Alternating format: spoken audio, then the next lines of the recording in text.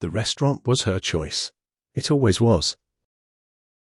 Meridian, the newest upscale Italian place downtown, the kind with cloth napkins folded into swans and waiters who recited the specials like they were reading poetry. She had made the reservation 3 weeks in advance, told me to wear something nice, told her parents to drive in from Columbus, told her sister to bring the kids. A proper celebration, she said. A milestone dinner. You only get your first major promotion once, she said, and we were going to mark it properly. I wore my navy blazer, the one she bought me for our 5th anniversary, because she said it made my eyes look kind. I had it dry cleaned that week. I remember thinking about that while I was sitting at the table, how I had spent $12 getting that blazer cleaned for an evening that would become the worst night of my life. Her name was Claire, mine is Owen, and for 9 years, those two names had been sewn together in a way I believed was permanent. We met the way people used to meet before apps turned romance into a catalogue. A mutual friend's birthday party in a cramped apartment in Cincinnati, 2014. She was standing near the window with a glass of red wine, wearing a green dress, talking to someone I didn't know about something I couldn't hear. But she laughed at whatever was said, and that laugh, sharp and sudden and entirely unguarded, cut straight through the noise of the room and landed somewhere in the center of my chest. I invented a reason to walk over. I think I pretended to know the person she was talking to. She saw through it immediately and called me out with a smile that made being caught feel like a reward. We talked until the party thinned out and then kept talking on the fire escape until 2 in the morning when the cold finally drove us inside. She was an administrative coordinator at a healthcare consulting firm then. Smart, organized, relentlessly driven in a way that she wore quietly, without announcing it. She told me that night that she intended to be a regional director before she was 40. She said it simply, without arrogance, the way someone states a fact they've already confirmed. I believed her completely. I was teaching high school history at a public school in the area. 10th and 11th graders, the ones old enough to ask real questions, but young enough to still expect real answers. I loved it. The chaos, the noise, the occasional moment when something clicked behind a student's eyes and you could see it, understanding arriving like light under a door. We dated for 2 years. We moved in together in 2016. We got married in September of 2017, under an oak tree at a small venue outside the city, with 40 people watching and her father crying harder than anyone expected. I cried too. I'm not ashamed of that. The first few years were the kind that feel, in memory, like a single long golden afternoon. We were broke in the way young married couples are broke, creatively, without real fear. We ate pasta 4 nights a week and argued about which streaming service to cut and drove 6 hours to see her parents for holidays because we couldn't afford flights. None of it felt like struggle. It felt like building. She climbed. That's the only word for it. Every 18 months or so, there was a new title, a new responsibility, a salary increase that we celebrated with a nicer bottle of wine than we usually bought. I cheered every step. I meant every cheer. Watching her succeed felt like watching something that was supposed to happen finally happening. What I didn't track, what I failed catastrophically to notice, was how the distance grew alongside the success. It wasn't dramatic. That's what makes it so hard to point to, even now. There was no affair I discovered, no screaming fight that crossed a line, no single night that everything broke. It was erosion, slow and quiet and dressed up as normal life. She started working later. Then she started traveling more.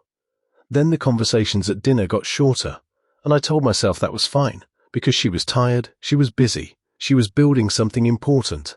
I told myself I was being supportive. Looking back, I think I was being afraid. We stopped talking about the future somewhere around year 6, not consciously, not with any announcement, but somewhere in there, the conversations that used to be about where we wanted to live someday and whether we wanted children and what we imagined the shape of our lives looking like, those conversations just quietly stopped being had. I noticed their absence the way you notice a piece of furniture that's been moved. Something feels different. You can't immediately say what. I brought it up twice. Once in year 7, gently, over dinner at home. She said she was just overwhelmed at work and things would settle down. Once in year 8, more directly, after a weekend where I realized we hadn't had a real conversation in 4 days, despite sleeping in the same bed every night. She cried. She said she was sorry. She said she loved me, and that she knew she'd been distant, and she was going to do better. I held her. I believed her. She did do better, for about 6 weeks. Then her company offered her the senior regional director position, the one she'd been working toward for a decade. And I watched something shift in her face when she told me about it. Not joy exactly. Something more consuming than joy. A kind of arrival. She had reached the thing she had always been moving toward, and in the light of it, everything else went a little dim. The promotion was finalized in January. The family dinner was planned for February. I drove to the restaurant separately because I was coming from school, a parent-teacher conference that ran long. I texted her that I was 10 minutes out, and she texted back a thumbs up. Not even a word. A thumbs up. Her parents were already there when I arrived. Frank and Diane, both in their late 60s, both warm in the way that people who have genuinely liked each other for 40 years are warm. Frank shook my hand and pulled me into a half hug. Diane kissed my cheek. Claire's sister Phoebe was there with her husband Greg and their 2 kids, a 7-year-old named Benny, who immediately tried to show me something on his tablet, and a 5-year-old named Cora, who was wearing a plastic crown she refused to remove. Claire was already seated. She looked beautiful. She'd had her hair done and was wearing the burgundy blouse I'd always loved, and she smiled when I came in, a real smile, or what I thought was real, and I remember feeling relieved. The dinner was going to be good. We were going to celebrate her, and it was going to feel like old times. We ordered drinks. We ordered appetizers. Frank made a toast with sparkling water because he didn't drink anymore, and he talked about how proud he was of Claire, how he'd watched her work for this her whole life, how she was the most determined person he'd ever known. Diane reached over and squeezed her daughter's hand. Phoebe made a joke about always knowing Claire would be the one to outrun all of them. Everyone laughed. I laughed too. The entree came. Conversation moved around the table, the way it does at good family dinners. Easy, overlapping, threaded with old references, and comfortable repetition. I was telling Greg about a student who had written an extraordinary essay about the Korean War when I noticed Claire had gone quiet. She was looking at her plate. I watched her for a moment. Then she reached into her bag, her structured leather work bag, the one she carried everywhere, and she pulled out a manila envelope, not a gift, not a card, a legal-sized manila envelope with a metal clasp. She set it on the table in front of me. "Owen," she said. The table kept going for a second. Benny said something to Cora. Greg laughed at the tail end of something Phoebe said. Then the table went quiet. The way a room goes quiet when a sound that shouldn't exist does. "What is this?" I asked. I already knew. I think some part of me had known for a long time and had been refusing the knowledge the way you refuse to look at something that frightens you. "I think we both know things haven't been right for a while," she said. Her voice was steady, practiced. She had rehearsed this. "I've been talking to a therapist, and I've done a lot of thinking, and I think this is the right thing, for both of us." I looked at the envelope. I looked at her parents. Frank had set down his fork. Diane's hand was over her mouth. Phoebe was perfectly still in the way people go still when they already knew something was coming. That landed like a second blow. Phoebe knew. Which meant she had told her sister before she told me. Which meant Claire had been preparing for this while I was getting my blazer dry cleaned. "You planned this," I said. "Here. Tonight." "I thought it would be better with family around." "Better for who?" She didn't answer that. I opened the envelope. I don't know why. Maybe because my hands needed something to do, or because some mechanical part of my brain was still trying to process the situation logically, the way you'd troubleshoot a problem with clear steps. The documents were thorough. A lawyer had prepared them. There were tabs with little sticky arrows showing where to sign. She had thought of everything. Frank said something low, to no one. Diane was crying quietly. Benny asked Phoebe what was happening in a loud, honest child's voice, and Phoebe said quietly, "Not now, Bug." I sat with the papers in my hands for a long time. The restaurant kept going around us. Somewhere across the room, someone was having a birthday. A waiter walked by with a dessert that had a candle in it. I thought about the fire escape in 2014 and the cold and the way she laughed. I thought about our wedding and her father crying and the vows we'd written ourselves because she said the traditional ones felt borrowed. I thought about the pasta dinners and the one streaming service and the 6-hour drives to Columbus. I thought about every time I had told myself things would get better and had chosen to believe it. Not because I was naive, but because I loved her, and loving someone means carrying hope for them, even when it gets heavy. There was a pen in my jacket pocket, a cheap ballpoint I'd picked up from the teacher's lounge and forgotten about. I uncapped it. My hand was shaking. I want to be honest about that. It shook the entire time I signed. And the signatures don't look like my normal signature, which is the only reason I know my hands were shaking, because I looked at the documents later, and the writing looked like a stranger's. I signed every page she had marked with an arrow. I put the pen back in my pocket. I put the papers back in the envelope, and I slid the envelope back to her. I stood up from the table. I looked at Frank and Diane. Frank looked like something had broken inside him, and I realized he hadn't known. Whatever Phoebe knew, Frank and Diane had not known. They had come to celebrate their daughter, and instead watched their son-in-law sign away his marriage at a table with cloth napkins.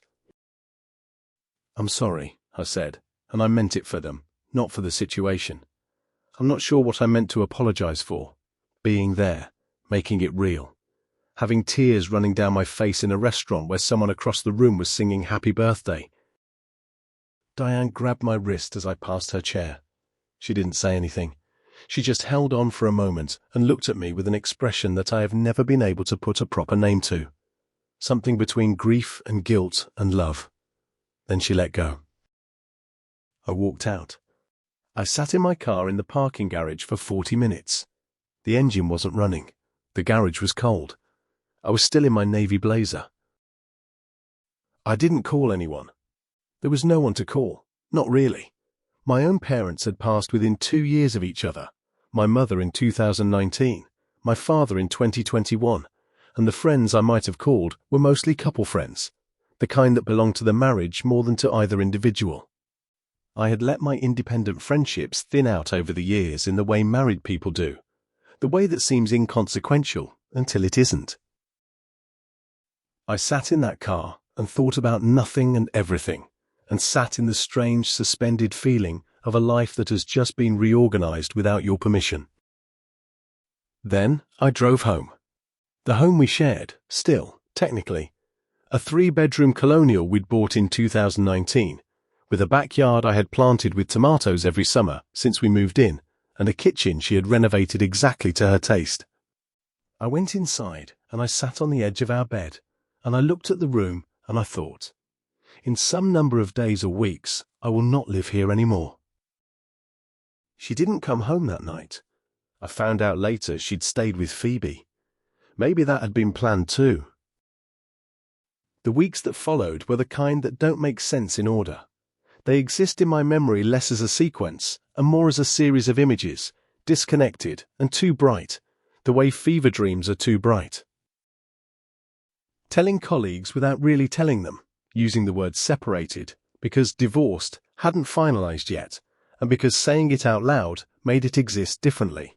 Finding an apartment, a 2-bedroom on the east side of the city, 2nd floor, with a kitchen that got good afternoon light and neighbors I haven't fully met yet. Dividing things. The couch was mine originally. I let her keep it. The books were split by subject. She kept the Dutch oven because she cooked with it more. I kept the cast iron skillet because I'd brought it from my apartment before we merged our kitchens. The tomato plants. I hadn't planted this year's yet. It was too early, February, still frozen. But the beds in the backyard were still there, laid out and edged the way I had made them. I couldn't take beds. I left them. I went back to teaching. 10th graders who wanted to know why anyone should care about what happened in 1944. I told them the same thing I'd always told them. Because the people who lived through 1944 were exactly as real as we are, with the same ordinary fears. And understanding their choices is the closest thing we have to a map through our own hard moments. I believe that. I've always believed that. A student named Terrell stayed after class one afternoon, about 3 weeks after the dinner. He was a quiet kid, not a talker, the kind who listened more than he spoke and whose written work was always more sophisticated than you expected. He asked if I was okay. Just like that. I asked him what made him ask. He said, "You've been looking like someone who's carrying something heavy, Mr. Calloway." I told him I'd been going through some personal stuff, but that I was okay. He nodded and said, "My dad always says the hardest part isn't the thing that happened. It's getting used to the shape of your life after." He was 16. I told him his dad sounded like a wise man. After he left, I sat at my desk for 10 minutes before I could move. I've thought a lot about what I did wrong. That's an inevitable part of this, I think. The accounting. You sit with the whole 9 years, and you look for the places where a different choice might have changed the ending. I think I confused patience with avoidance. I told myself I was being supportive of her ambition, when sometimes I was actually just failing to name the loneliness I was feeling. I think I believed that love, if it was real and steady, would solve problems I wasn't naming out loud. I think I was afraid that if I pushed too hard for the closeness I missed, she'd confirm what I'd suspected for a while, that she had already, in every way that mattered, moved on. She had. I understand that now with less bitterness than I expected. She fell out of love somewhere in those later years and didn't know how to tell me, and kept not knowing how to tell me until the silence between us was loud enough to be its own kind of answer. That's a failure too, but it's a human one. People do not always know how to hand each other the hardest truths. We are all, in different moments, cowards about the things that matter most. What I can't forgive, and I've sat with this, tried to be fair about it, tried to see it from her side, is the dinner. Not the divorce, the dinner. The choice to do it there, in that setting, in front of her family, in a restaurant where we were supposed to be celebrating her. I understand that she might have thought family would soften it, or that the public setting would keep things from escalating, or that she was so frightened of having the conversation in private that she engineered a situation where neither of us could fall apart fully. I understand those things. But I was her husband for 9 years. I slept beside her and drove her to the hospital at 2 a.m. when she thought she was having an appendicitis, and held her hand while we waited 3 hours to find out she wasn't, and sat across from her at 10,000 ordinary breakfasts, and knew the specific sound she made when she was trying not to cry, and the specific way she laughed when something genuinely surprised her. And I deserved better than a manila envelope at a table with swans made of cloth napkins and her family watching me lose my life. I deserved a room, and privacy, and a real conversation. I didn't get one, and I have had to make peace with not getting one, which is its own long, quiet work. It's been 7 months now. The divorce finalized in May. I have a court document that makes official what the dinner made real. The apartment is starting to feel like mine. I painted the living room a shade of green I'd always wanted and never been able to use because she preferred neutrals. I bought a small kitchen table at an estate sale, round, wooden, with legs that don't quite match but hold up fine, and I eat at it every morning with coffee and whatever I'm reading, and some mornings that is genuinely enough. I've started calling old friends, slowly, awkwardly, the way reconnecting with people you've neglected always is. A college friend named Arthur, who lives in Portland and who I hadn't really talked to since my father's funeral, called me back immediately when I reached out and talked to me for 2 hours, and at the end of the call said, You should have called sooner, without any accusation in it, just honest affection. I told him he was right. He was.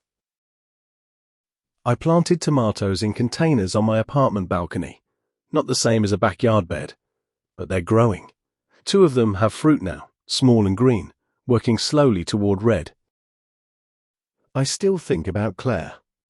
I don't think that will stop, and I've stopped expecting it to. 9 years of shared life doesn't just exit your nervous system because a document said so. She exists in me the way formative things do. Not as a wound exactly, not anymore, but as a scar that you stop noticing most days and then sometimes touch by accident. I hope she's happy. I say that and I'm still figuring out how much I mean it. Some days I mean it entirely. Some days it costs me something to mean it. Both things are true, and both things are allowed to be true. What I know is this. I am not who I was the night I walked out of that restaurant. I am something that got taken apart and had to figure out how to be put back together. And in the putting back together, I made some different choices about what to include. I left some things out. The fear of naming what I needed. The habit of patience that was really just avoidance. The belief that being steady meant being silent. I'm trying to replace them with something more honest. The students I teach are learning about 1968 right now. The year the world seemed to reorganize itself against everyone's plans. I told them last week that people who lived through those years often described a strange feeling afterward, a feeling of having been remade by forces outside themselves, and then having to choose, in the aftermath, who they wanted to be with the self they had left. Terrell raised his hand and asked if the choosing was the hard part or the having been remade part. I thought about a parking garage in February. I thought about a cast iron skillet and a green apartment wall and tomatoes working slowly toward red. Both, I told him, but the choosing is the one that's still yours.